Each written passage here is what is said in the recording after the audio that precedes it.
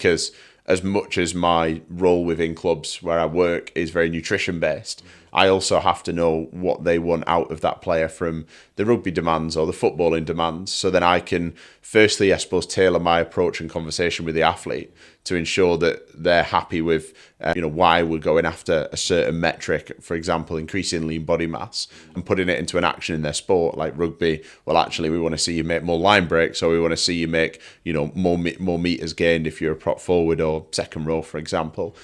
And that comes from knowing what the coach is working on them with in their like individual performance sessions. So the MDTs, obviously everybody encompassed as a big umbrella, but most of the time I find myself sat in that kind of performance department. So a lot of medical based staff, psychologists, physios, S&Cs, and then quite often, head of performances that oversee all of that as well and do a really good job of ensuring that we're all working in unison instead of in small little silos on our own. I think, sport can be quite a lonely place as a practitioner. If you're the only nutritionist at the club, it might be the case that you're somebody who is kind of working on nutrition on your own, but actually you need to make sure that you're doing all of the bits with all of the other departments as well to support, that holistic approach to performance. Yeah, I imagine, the approach of other disciplines is going to inform your Absolutely. nutrition strategy, Yeah. Because it's not going to be the same. Even, you got that team sport, but it's going to be an individual approach sometimes. If, you got a player injured, an attacking player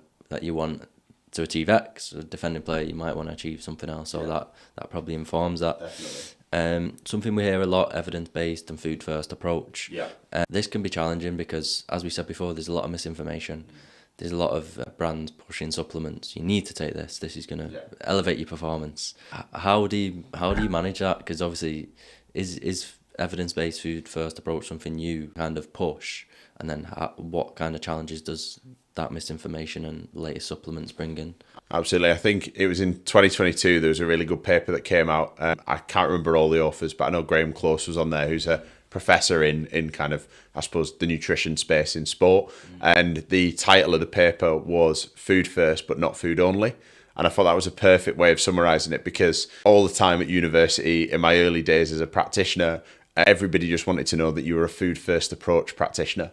And that was like the tagline that, I'm a food first approach nutritionist, always pushing food. But then what we realized was that there is often times where it's not always just food, and there is elements where we do need to have some form of supplements to be able to support, whether that's performance or potential health outcomes as well. So in, I suppose, a lot of my roles, it's always food first where possible, or, but not food only. And I think when it comes to consuming macronutrients, so carbs, fats, proteins, you have to, as a nutritionist and as the athlete, exhaust every possible avenue to ensure that we're getting it through foods. And interestingly, in one of my talks last night, this was a question that was asked around what's the difference between just having a protein shake after training versus having a chicken breast or something else that's high in protein. And really interesting, because it was like, well, the protein shake's easier to get hold of, and I don't have to then have like a cold, like potentially half smelly chicken breast, was what the athlete was saying. And I was like, but ultimately that protein shake will hit your protein requirements, but that chicken breast has a lot more nutrients available in it. It's much more natural to the body, so it's going to be absorbed much better. But likewise, that's also going to be that we can add that into a wrap maybe, or potentially we put it into a small portion with rice or noodles, and that gives us more of like a small meal that's going to help recover us a lot better than just that singular shake. So I think there is a time and a place that supplements are beneficial. If we look at our vitamins and minerals, if we find we have a deficiency. Wait, if you got this far, you must be enjoying the conversation. Make sure to hit the like button and press subscribe to show your support back to the and we're struggling to get that through foods, or potentially we're following a specific diet that limits certain foods, then ultimately we might need to start looking to supplement. But typically speaking, if we're talking about the classic kind of protein shakes, do we need them or not? I do believe we can get them through foods. If we look at the requirements of athletes, obviously it varies depending on sport and what their gram per kilogram requirement is of protein. So a good example is in rugby, some athletes will be recommended 2 grams per kilogram. If they weigh 100 kilograms, they'll need to consume 200 grams of protein for the day. I believe that's possible through food if we're smart with our choices of snacks, meals, and the way that we balance it across the day. And then really, if we get to a point where we can't get any more food in and we're really struggling to hit that kind of marker consistently, then we might look towards adding a supplement or a protein shake in there. But that obviously spirals the conversation of at what age do we look to start using supplements? And ideally, we stay food first as a minimum to 16, and then that 16 to 18 period is always that, in quotations, it depends on the circumstance of the athlete, where they're at with their growth and development, and kind of pushing forward from there. No, this is a perfect segue, because obviously you're saying you try and exhaust all them food options first. Yeah. When people are following certain diets that exclude, a lot of major food groups, that becomes a lot more challenging from the bat, especially if they're trying to eat in a caloric surplus, or they're trying to gain muscle mass. The options are a lot more limited. Absolutely. So if we imagine someone on a plant-based diet, what are some of the common challenges they might face? If we think of a rugby player, for example, to make it a little bit easier, they're probably going to want to be quite high muscle mass. They might have I imagine rugby's quite demanding for energy-wise. So what might some of the challenges that they face as a rugby player? Absolutely. And I think, like you say, a really nice segue into plant-based eating. And for me, plant-based diets get a lot of bad rap. They've had good rap in the past, don't get me wrong. There was that documentary, I think it was Game Changers on Netflix. We won't delve into that because that could be a second episode. But at that time, I was working at a rugby club, and a lot of lads came in. And interesting was like, right, I'm vegan now. And I was like, how so? Oh, well, I watched this documentary where they'd hand-selected certain athletes that had done well and had actually managed their plant-based diet very well. And these athletes were coming in. I was like, okay, so what have you brought in for your lunch today then? Well, I brought a salad with a couple of pieces of tofu. And then one of the other lads said, I've just got a bag of baby spinach, and I'm going to eat that because they're my new crisps now because I'm vegan. I was like, all right, okay. So they weren't thinking about their fueling. And I think a lot of athletes, when they make that decision, don't take the steps necessary to be prepared for the eventuality that they're going to have to still get the macro and micronutrients in.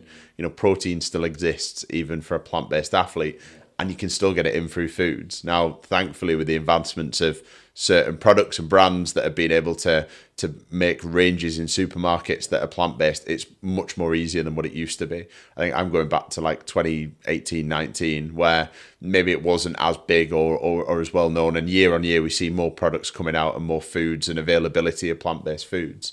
I think the big one's always protein. So regardless whether you're a runner or you're a rugby player, your protein intake's still going to be important. We know that we need to hit muscle protein synthesis, and there's a threshold to that, but in a fancy way, that's the regrowth and repair of muscles. And we know that every 2 to 4 hours, we want a hit of protein. Now, depending on what research you look at, a hit of protein currently stands at around 20 to 40 grams, but I'm fully aware that by the time this podcast episode goes out, there's going to be a couple more research papers that kind of maybe debunk that slightly or show that that's maybe not the most optimal. But for now, that's where the research is currently at. So 20 to 40 grams of protein, that's the number we need to aim for effectively. Doing that through a plant-based just requires a bit more thinking and kind of execution, I suppose. Now, through normal meat eaters and standard kind of dietary eating, quite easy to go out. Well, I'm going to have a chicken breast there. I'm going to have a piece of salmon there. I'm going to have a chocolate milkshake here. I'm going to have a high protein, squeezy pouch yogurt there. And that's my protein hit for the day.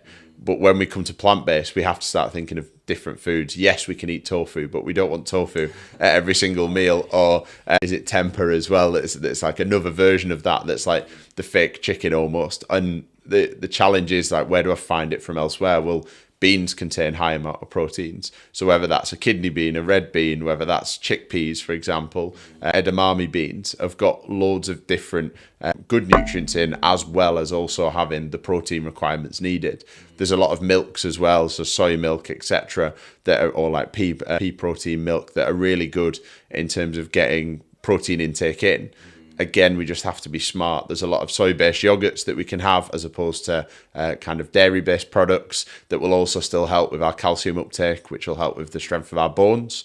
But ultimately, it's just about being smart. I think the first thing we do when an athlete goes vegan is panic that their protein intake is going to drop. Naturally, it will slightly. What we have to do is just find foods that can replace that. The challenge then comes with eating more beans, eating more greens, and the high fibrous nature of that.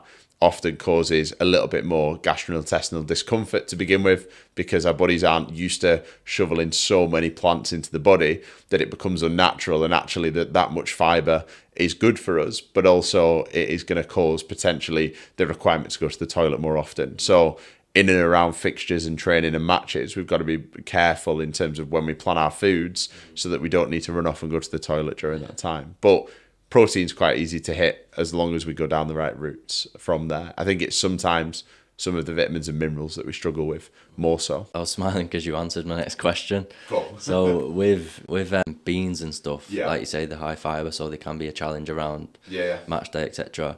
Something else, maybe nuts and seeds are also considered protein sources for plant-based diets. These can be high in fat. Absolutely, yeah. Does this also present challenge around match days, training, long runs, whatever that might be? And how do we overcome them challenges if you want to, hit some protein before you go out for a run or for a mat? What sources are we going to look at from a plant-based perspective that are not going to be high in fibre or high in fat and cause that GI distress? Yeah, and that's the thing is, I think fats we tiptoe around in sport quite often because we know they take longer to digest. Yeah, so one of the big challenges is often with fats that they take a lot longer to digest. So as you said about the GI distress or discomfort, is that high fat foods are often like really favoured by the body because they have more calories per gram. So typically speaking, a carb and a protein per gram of carb and protein will be about 4 calories. Whereas with fats, we're looking per gram to have 9 calories. So as a body that's wanting more energy at all times to be able to survive, they're going to sway more towards digesting fats quicker to store them. As a runner that's long distance, that's not a problem because we're probably going to burn through a lot of fats during that run because we know after kind of 60 to 90 minutes, we'll deplete our entire kind of carb or majority of our carb stores or our glycogen stores as they're known in our liver and our muscles, which will ultimately mean that we'll switch over or at least use more fats as an energy substrate to support our performance as a runner in a long distance capacity.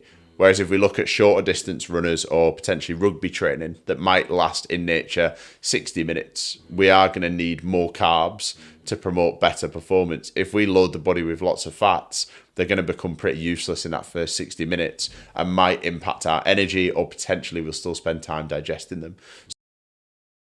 Thank you for tuning in.